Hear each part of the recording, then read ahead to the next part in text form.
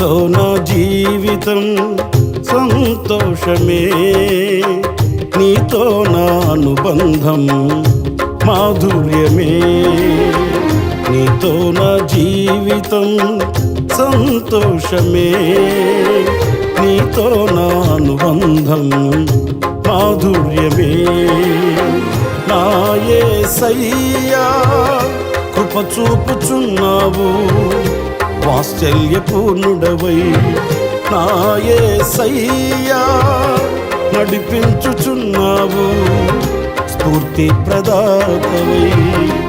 ఆరాధ్యుడా యేసయ్యా, నీతో నా అనుబంధం మాధుర్యమే.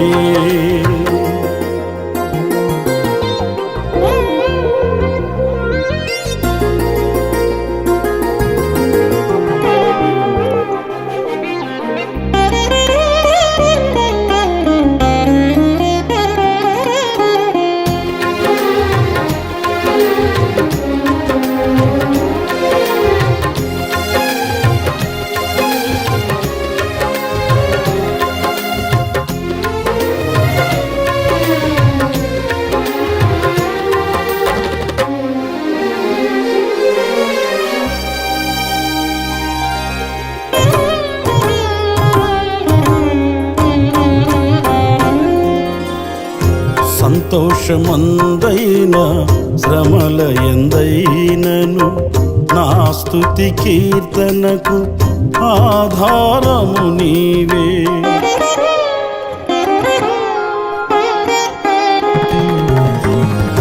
సంతోషమందైన శ్రమల ఎందైనను నా స్తుతి కీర్తనకు ఆధారము నీవే. నిత్యమైన మహిమలో నన్ను నిలుపుటకు శుద్ధ సువర్ణముగా నన్ను మార్చుచున్నావు. నిత్యమైన మహిమలో నన్ను నిలుపుటకు శుద్ధ సువర్ణముగా నన్ను మార్చుచున్నావు. ఆరాధ్యుడా యేసయ్యా, నీతో నా అనుబంధం మాధుర్యమే.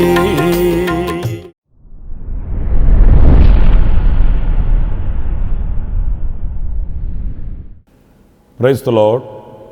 ప్రభు అయిన యేసుక్రీస్తు నామములో మీ అందరికీ హోసన్నా మినిస్ట్రీస్ తరపున హృదయపూర్వకమైన వందనాలు తెలియపరుస్తున్నాను. ప్రభు మిమ్మల్ని ఆశీర్వదించి దీవించునుగాక. ప్రియులారా, ఈ పూట పరిశుద్ధ గ్రంథంలో నుంచి యెషయా గ్రంథం 22వ అధ్యాయం 23వ వాక్యాన్ని నేను చదువుతున్నాను. జాగ్రత్తగా ఆలకించండి. దిట్టమైన చోట మేకు కొట్టినట్లు నేను అతన్ని స్థిరపరచెదను. అతడు తన పితరుల కుటుంబమునకు మాన్యత గల సింహాసనముగా నుండును. చూడండి, ఈ వాక్య భాగంలో దిట్టమైన చోట మేకు కొట్టినట్లు నేను అతన్ని స్థిరపరచెదను అనే మాట మనం కాస్త ధ్యానిస్తే, దేవుడు మనల్ని స్థిరపరిస్తే ఎలాంటి స్థిరత్వాన్ని కలిగి ఉంటామో అనేది ఈ వాక్యం స్పష్టంగా మనకు తెలియపరుస్తుంది. ఎన్నో నిర్ణయాలు మనం తీసుకుంటుంటాము, ఎన్నో కార్యకలాపాలు ప్రారంభిస్తుంటాము, ఎన్నో ఆలోచనలు మనం ఆలోచిస్తుంటాము. అనేకమైన వాటిని ధైర్యంతో ప్రారంభించి ముందుకు వెళుతుంటాము. అయితే ఆ ప్రారంభించిన వాటిల్లో కొనసాగిస్తూ స్థిరంగా ఉండగలుగుతున్నామా? తీసుకొనిన నిర్ణయాలలో స్థిరంగా ఉండగలుగుతున్నామా? మాట చెప్పాము, ఆ చెప్పిన మాటలో స్థిరంగా ఉండగలుగుతున్నామా? ఇలాంటి ప్రశ్నలన్నీ ఈ పూట మన హృదయాన్ని తాకాలి. ఎందుకంటే అస్థిరమైన పరిస్థితి బహు ప్రమాదకరమైనది. అస్థిరమైనటువంటి అనుభవాలు దేవునికి మనల్ని దూరం చేసేస్తాయి. ఈ అస్థిరమైన అనుభవాలలో ఏ ఆశీర్వాదాన్ని మనం పొందుకోలేమండి. ఎందుకంటే ఒక స్థిరమైన అనుభూతి మనకు లేనప్పుడు నమ్మకాన్ని కోల్పోతాము. నమ్మకమే మనం కోల్పోయినప్పుడు దేవుని యొద్ద నుంచి కలిగే ఏ ఆశీర్వాదం కూడా మనం పొందుకోలేము. అందుకే సామెతల గ్రంథంలో మనం చదువుతాము, నమ్మకమైన వానికి మెండుగా దీవెనలు కలుగుతాయట. మరి దీవెనలు వచ్చే మార్గం ఏంటి అంటే నమ్మకత్వం. నమ్మకత్వం ఎలా కలుగుతుంది అంటే మనం స్థిరులమై ఉన్నప్పుడు. కొందరు చూడండి, ఒక దానిలో స్థిరంగా నిలిచి ఉండరు, కొన్నాళ్ళు ఇందులో ఉంటారు, మరి కొంతకాలం తర్వాత అదే వ్యక్తి మరో దానిలో కనిపిస్తాడు. కొంతకాలం భక్తిగా ఉంటారు, మరి కొంతకాలం ఆ భక్తిని విడిచిపెట్టి తిరుగుతుంటారు. ఇలాంటి అస్థిరమైన అనుభవాలు మనకు కనిపిస్తాయి. ఇవి ప్రమాదకరమైనవి. అయితే ఒక వ్యక్తి దేవుని చేత మనం స్థిరపరచబడాలి అంటే ఆ దేవుని చేత స్థిరపరచబడిన వ్యక్తి ఎలా ఉంటాడు అనేది ఈ వాక్యం మనకు స్పష్టం చేస్తుంది. నాకు బాగా నచ్చిన మాట ఇందులో ఏంటంటే, దిట్టమైన చోట మేకు కొట్టినట్లు. అంటే ఆ దిట్టమైన చోట మేకు కొట్టినప్పుడు ఇక ఆ మేకు కదల్చబడదండి, కదల్చబడదు. అంత స్థిరంగా ఎన్ని ఆటుపోటులు వచ్చినా, ఎన్ని అవాంతరాలే కలిగినప్పటికీ కూడా, ఎన్ని శోధనలు, వేదనలు, బాధలు కలిగినప్పటికీ కూడా ఈ దిట్టమైన చోట మేకు కొట్టినట్లుగా స్థిరపరచబడిన వ్యక్తి అంతము వరకు నిలిచి ఉంటాడు. దైవ దీవెనలకి పాత్రుడై కొనసాగుతాడు. నా ప్రియ సహోదరులారా, మన విశ్వాసపు పయనంలో మనము కూడా ఇలా మనం స్థిరపరచబడాలని కోరుకోవాలి. ఎందుకంటే ఈ విశ్వాసపు పయనంలో మనకెన్నో ఆటుపోటులు కానివ్వండి, అవాంతరాలు కానివ్వండి, లేక ఎన్నో శోధన బాధలు కానివ్వండి, ఇవన్నీ సర్వసాధారణంగా మనల్ని తాకుతూ ఉంటాయి. అలాంటప్పుడు వెనుచూడకుండా, వెనుచూపకుండా ఆయన చూపించే పవిత్రమైన మార్గంలో వెనుతిరగకుండా మనం ముందుకు వెళ్ళవలసినటువంటి ఆవశ్యకత ఎంతైనా కూడా ఉందండి. చూడండి, పరిశుద్ధ గ్రంథంలో మనకు బాగా తెలిసిన ఒక చిన్న చరిత్ర నేను మీకు తెలియపరుస్తాను. అదేంటి, మొర్దెకైని గూర్చి. ఈ మొర్దెకై ఎలాంటి వాడు అనంటే చాలా నమ్మకస్తుడు. దేవునితో చేసుకొనిన ఒడంబడిక విషయంలో ఆయన మీరిన వాడు కాడు. దేవునితో ఆయనకున్న అనుబంధాన్ని ఏనాడు పటాపంచలు చేసుకున్నవాడు కాదు. అల్పమైన స్వల్పమైన వాటికి ఆయన తన విశ్వాసపు జీవితాన్ని వైదొలిగిన వ్యక్తి కాదండి. ఈ మొర్దెకైని గురించి నేను మరిన్ని వివరాలు చెప్పవలసిన అవసరం లేదు, ఎందుకంటే మీకు బాగా తెలుసు కనుక. హామాను మొర్దెకై మీద కక్ష కట్టాడు. ఏంటి కారణం అనంటే, ఈ మొర్దెకై హామానికి తల వంచట్లేదు, దండం పెట్టట్లేదు అని నెపం మోపాడు ఈ హామాను మొర్దెకై మీద. ఆ విషయాన్ని మొర్దెకైకి కూడా చెప్పారు. బాబు, నువ్వు అతనికి ఒక నమస్కారం చేసేస్తే, అతనికి తల వంచి నువ్వు అతనికి ఒక దండం పెట్టేస్తే అతనికి నీ మీద ఉన్న ఈర్ష్య పోతుంది కదా అని సలహా ఇచ్చేవాళ్ళు తక్కువేమీ కాదు. కానీ మొర్దెకై ఎందుకు అలాగా తెగించాడు అనంటే, తనకు ఒకటే తెలుసు, జీవము కలిగిన దేవునికి తప్ప నేను ఎవరికి తల వంచకూడదు, ఈ జీవము కలిగిన దేవునికి మాత్రమే నేను నమస్కరించాలి. తాను నమ్ముకున్న ఆ యొక్క నమ్మకాన్ని ఎప్పుడు కూడా వమ్ము చేసుకున్నవాడు కాదు. ప్రియమైన సహోదరులారా, చరిత్రలో మనం చదువుకుంటూ వస్తే ఆశ్చర్యకరమైన ఒక విషయం మనం చదువుతామండి. అదేంటంటే, అతనికి ఎన్ని వ్యతిరేకతలు ఎదురైనప్పటికీ, అతనికి ఎంత కష్టమే ఎదురైనప్పటికీ కూడా అతడు అందులో నిలిచిన వాడై దేవుని వైపు చూచాడు.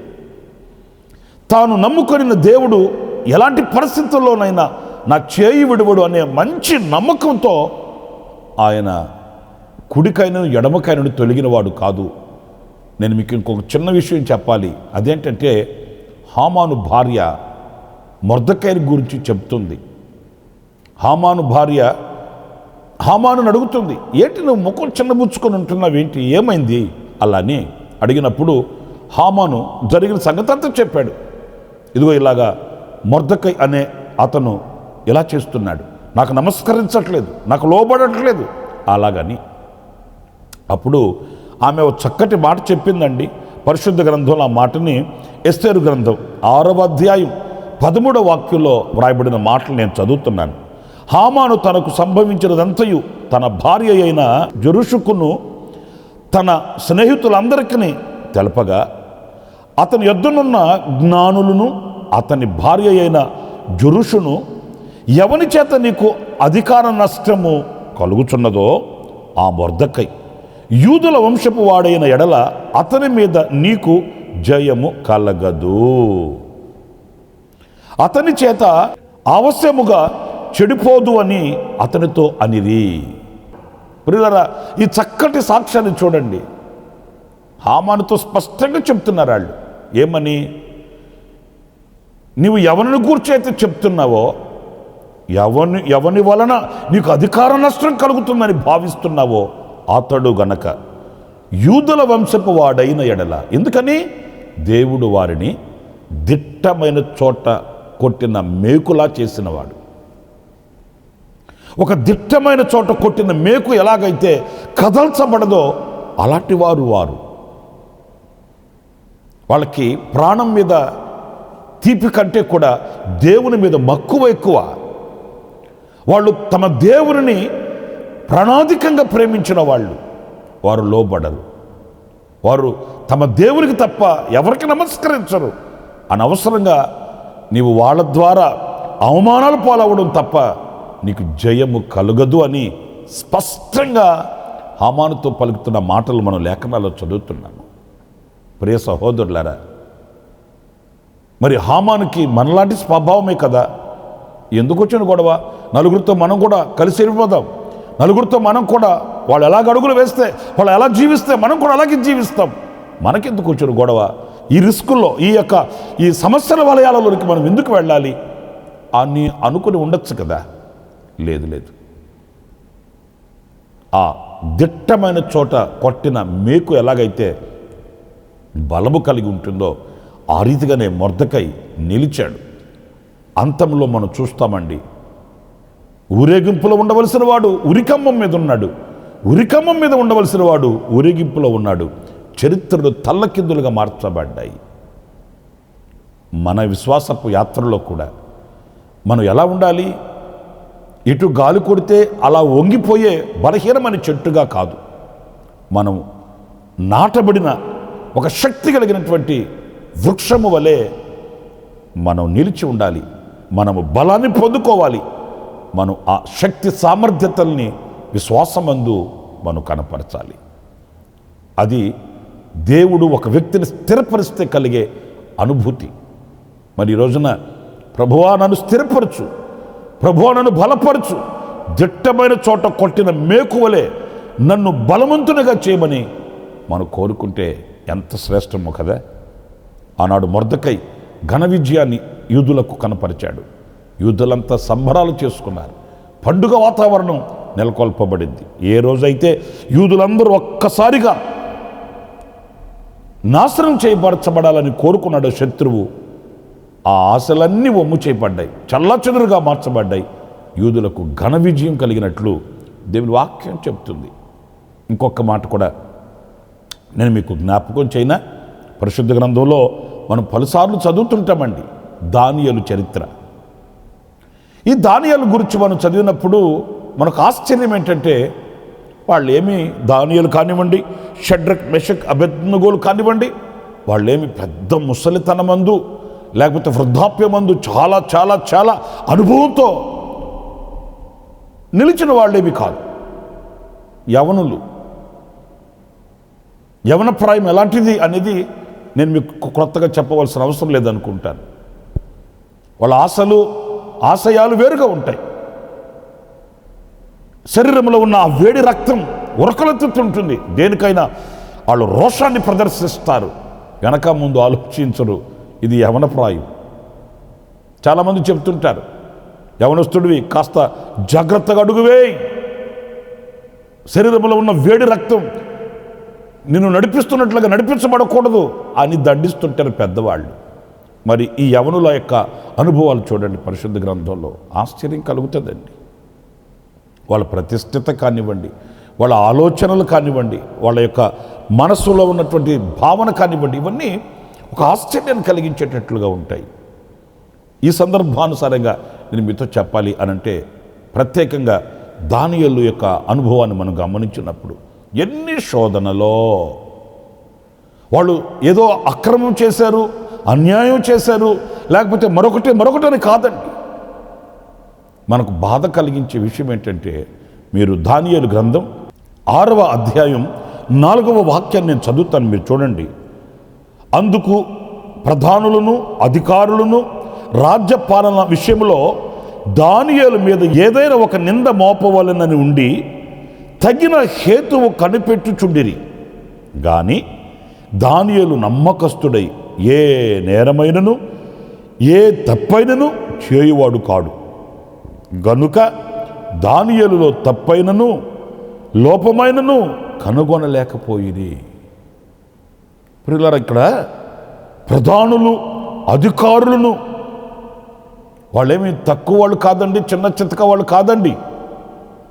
ఈ ప్రధానులైన వాళ్ళు, అధికారులైన వాళ్ళు దానియేలులో ఏదైనా ఒక తప్పు వాళ్ళు కనుగొనాలని వెతుకుతున్నారట. ప్రియులారా చూడండి, దేవుని చేత దిట్టమైన చోట దిగగొట్టిన మేకు లాంటి ఒక స్థిరత్వం ఎలాంటిదంటే, అతనిలో ఓ చిన్న లోపమైన కనిపించలేదంటండి. దేవుని పరిశుద్ధ నామానికి మహిమ కలుగునుగాక. అంటే ప్రధానులు కానివ్వండి, అధికారులు కానివ్వండి, అధిపతులు కానివ్వండి, దానియేలును కదపలేకపోయారండి. ఈ యవనస్తునిలో ఒక్క తప్పైనను అంటే ఏ విషయంలో పట్టుకుంటే దొరకరండి. కానీ అంత నిందారహితంగా బ్రతికాడు. ఆశించిన వాళ్ళ యొక్క ఆశలు నీరుగారిపోయాయి.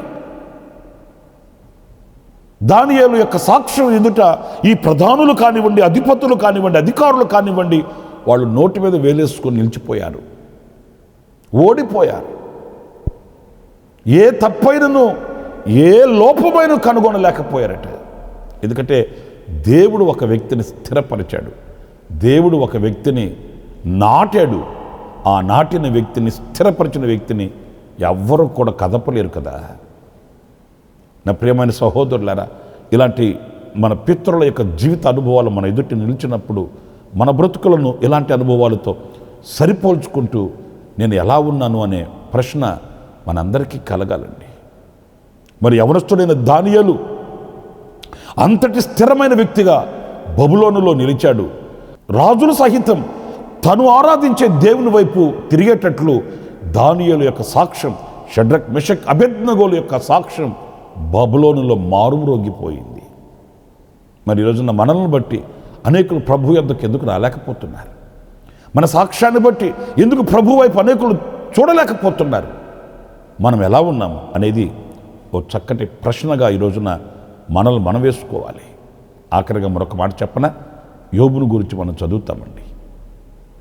ఎన్ని శోధనలు వచ్చాయో, ఎన్ని కన్నీళ్లు కలిగాయో, ఎంత వేదన కలిగిందో.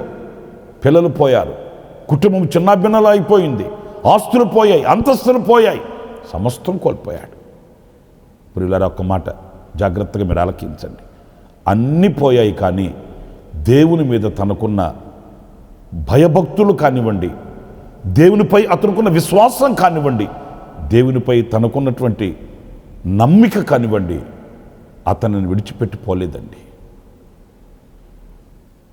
ఆశ్చర్యమైన ఒక మాట చెప్తాను, నోటి మాట చేతనైనను అతడు పాపం చేసిన వాడు కాదట. ఎలాంటి పరిస్థితుల్లో? ఒళ్ళు గుల్లైపోయింది, ఇల్లు పాడైపోయింది, పిల్లలందరూ సచ్చిన శవాల్లాగా, ఒక్క రోజున సచ్చిన శవాల్లాగా పడుకు పెట్టబడ్డారు. అయ్యో, యవనస్తులైన పిల్లలు పోగొట్టుకొని, ఆస్తులు పోగొట్టుకొని, మన పెద్దలు చెప్తుంటారు కదండి, పువ్వులమ్మిన చోట కట్టెలు అమ్మలేము కదా అంటుంటారు. అలాగే చిందరవందరు చేయబడిన ఆ బ్రతుకులో కనీసం నోటి మాట చేతనైనను అతడు పాపం చేసిన వాడు కాదట. ఎందుకని? అదే దిట్టమైన చోట మీకు దిగగొట్టినట్లు. ఈ స్థిరత్వం చూడండి ఎంత ఘనమైనదో. మనకు ఒక చిన్న చేదైన అనుభవం కలిగితే చాలు, మనం దేవుని దూషిస్తాము, దేవునికి దూరం అయిపోతాము. నా ప్రియమైన సహోదరులారా, ఇదిగో ఇలాంటి స్థిరత్వాన్ని మనం కోరుకోవాలి. అందుకే యోబు రెండింతల ఆశీర్వాదాన్ని పొందుకోగలిగాడు. రెండింతల దీవెన అతనికి చేరుకుంది. ఏ పరిస్థితుల్లోనైతే ఇతని యొక్క చరిత్ర సమాప్తం అవుతుందని అనుకున్నారో అదే ప్రజల కనుల ఎదుట ఆయన మరల చిగురించిన వృక్షము వలె ఎదిగాడు, అనేకులను అబ్బురపరిచాడు. ఇదిగో ఈ మాటలు వింటున్న నా ప్రియమైన సహోదరుడా, సహోదరి, లోకంలో మనకు ఎన్నో రావచ్చు, ఎన్నో కలగవచ్చు, కానీ వాటికి మనం కదిలిపోయే వారం కాకుండా ఈ దిట్టమైన చోట దిగగొట్టిన మేకువలే మనం స్థిరపరచబడాలి. ఈ స్థిరత్వం ద్వారా మనం ప్రభు కొరకై పత్రికలమై బ్రతకాలి. అలాంటి కృప మనందరికీ ప్రభు అనుగ్రహించునుగాక. కలుగుతున్న శోధనలలో, ఆవేదనలలో, ఒకవేళ ఎలాంటి ఇబ్బందులలో, ఇరుకులు మనకు వచ్చినప్పటికీ కూడా కదలక నిలుద్దాము, ప్రభు కొరకై సాక్షిగా బ్రతుకుదాము. ఆశ్చర్యకరుడైన తండ్రి, జీవాధిపతి అయిన ప్రభువా, మీకు వందనాలు చెల్లిస్తున్నాను. నాయనా, మేము కదలని వారమై స్థిరులమై ఆనాడు మా పితరులు బ్రతికినట్లుగా మొర్దెకై, దానియేలు, యోబు, ఇలా మా పితరులు బ్రతికిన ఆ బ్రతుకుని నాయన మా ఎదుట ఉంచుకొని కుడికాయను ఎడమకాయను తొలగక మీ వైపు చూస్తూ మీ కొరకై పత్రికలమై సాక్షులమై ఉండేటట్లు మీరు కృప చూపించమని వేడుకొనుచున్నాను. మాకు స్థైర్యమును ధైర్యమును కలిగించండి, పిరికి ఆత్మను తొలగించండి నాయన. ప్రభువా, మీ కృప సమృద్ధిగా మీరు మాకు అనుగ్రహించమని, మా చేతిని పట్టుకొని దృఢపరిచి ధైర్యపరిచి నడిపించమని మమ్మల్ని మీ పాద పద్మానికి అప్పగించుకుంటున్నాము. లోకంలో మేము బ్రతుకుతున్నాము నాయనా, లోకం మాలో ఉండకుండానట్లుగా సహాయం చేయండి. ఈ లోకంలో మీ వైపు చూస్తూ విజయ పదములో నిన్ను స్తుతించుటకు, ఆరాధించుటకు, నిన్ను మహిమపరచుటకు కృప చూపించమని ఈ మాటలు వింటున్న ప్రతి బిడ్డను మీ చేతులకు అప్పగిస్తున్నాను. ఎవరు ఏ ఏ ఇబ్బందులలో, ఇరుకులలో, కష్ట నష్టాలలో ప్రభువు మీ వైపు చూస్తున్నారో ఒక్కొక్కరిని దర్శించండి, ధైర్యపరచండి, విడుదల కలుగు చేయండి, వారిని స్థిరపరిచి దీవించమని ఆశ్చర్యకరమైన మీ హస్తానికి మమ్మల్ని ఒక్కొక్కరిని అప్పగించుకుంటూ యేసు నామములో ప్రార్థించి వేడుకొనుచున్నాను తండ్రి. Amen, amen, amen. ప్రభు మిమ్మల్ని దీవించి ఆశీర్వదించుడుగాక. ఈ దినమంతా విశేషమైన కృప నా దేవుడు సమృద్ధిగా మీకు అనుగ్రహించుడుగాక. ఆమెన్. ప్రతిదినము ఈ అనుదిన కృపాను సందేశముల కొరకు, ఇంకా మరిన్ని ఆత్మ సంబంధమైన సందేశాల కొరకు ఈ మా యూట్యూబ్ ఛానల్ ను సబ్స్క్రైబ్ చేసుకోండి. Pastor Ramesh hosanna ministries.